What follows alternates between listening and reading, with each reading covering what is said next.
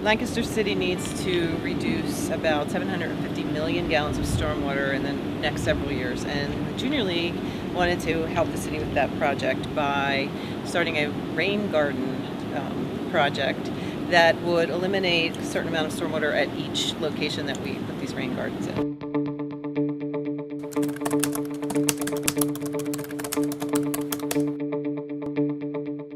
So we're starting our very first project with the North Museum as a template to see how well we can work with a bunch of different partners and form a template and take that template and move into high schools and other locations where we can segue that into our Girls in STEM project and get young girls who are interested in engineering, science and math and botany and biology and everything else involved in the project. And so thankfully the Junior League, or the North Museum, was very welcoming, and we're going to retrofit the rain garden that's there now, which has fallen into disrepair. And for each of these rain gardens, well, for the first one, that we're creating an educational component and curriculum to go with it, so that each time that we do this, then the kids can be part of the design and then the actual hands-on with the build, so they can understand all of the STEM elements involved in a rain garden.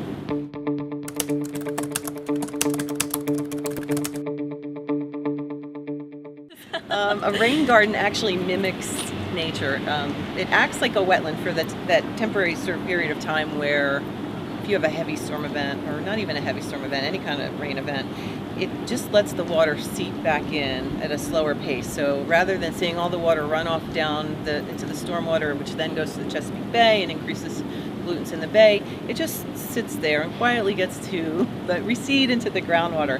But at the same time, it acts like a sponge. So it takes all the excess nutrients out, it filters out toxins and pollutants, and just lets them settle, and then that ground holds that, so that never goes back to the stream. So it really mimics nature in the way, exactly like a wetland does, and also just provides beauty because you have all these rain garden plants, and the birds come in that would feed off of a wetland, and you get all the same benefits that you would from a wetland. And what's interesting about the plants is that they have to be able to go for long periods without water, but then also be able to handle a huge drought kind of conditions. Yeah. So, and then be able to handle when there's a major rainstorm. So. Yeah.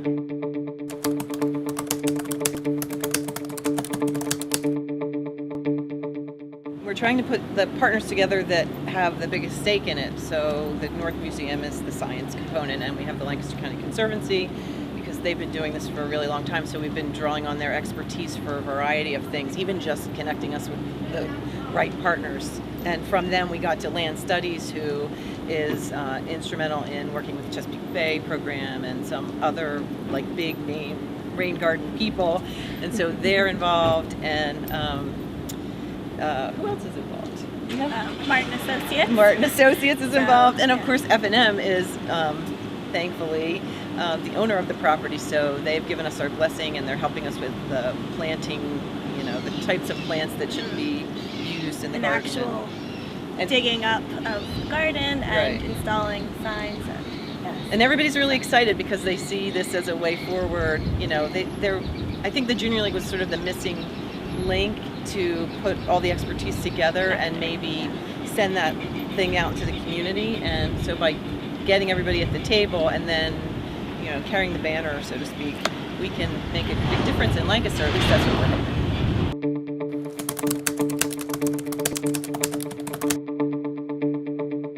Well, and then moving forward from the North Museum's rain garden, we hope to then find other organizations that would like to either install the rain garden or be partners and fund a rain garden at another location, whether it's a school or a museum, and then pair them with an educational younger group so that we continue teaching and training and get people involved in STEM at a younger age.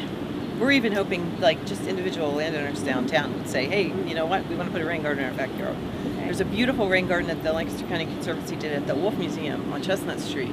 And I mean, that really, I think, increases the value of that property. And so other property owners might want to do the same thing.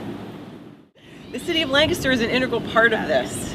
They've been working with us. They're sitting at the stakeholder table. They're out there. We just adopted Crystal Park, which has its own rain garden that the city's going to redo, but the Junior League is now responsible for Crystal Park, and we're cleaning it up 4 times a year. We just did a cleanup last weekend, and we got like, what, 8 bags of trash? 8 bags of trash.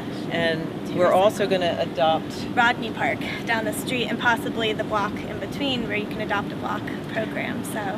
And Rodney Park is a really cool rain garden also. It's nice. So we're really trying to get out there and get our hands dirty and get the message across. Yeah.